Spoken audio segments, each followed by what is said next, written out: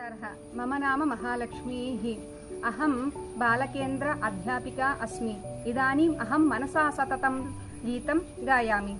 मनसा सततं स्मरणीयं, वचसा सततं वदनीयं, लोकहितं मम करणीयं, लोकहितं मम करणीयं। न भोगभवने रमणीयं, न च सुखशयने शयनीयम्, अहर्निशं जागरणीयं, लोकहितं मम करणीयं, लोकहितं मम करणीयं।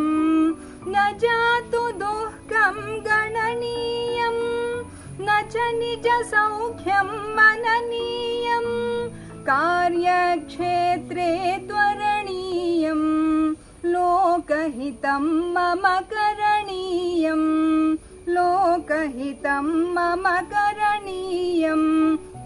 दुःखसागरे तरणीयं, कष्टपर्वते चरणीयं, विपत्तिविपिने भ्रमणीयं, लोकहितं मम करणीयं, लोकहितं मम करणीयं।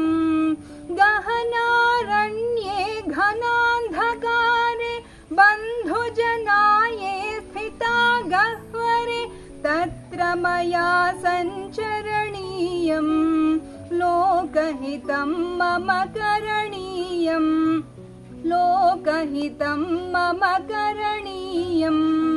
मनसा सततं स्मरणीयं, वचसा सततं वदनीयं, लोकहितं मम करणीयं, लोकहितं मम करणीयं, लोकहितं मम करणीयम्।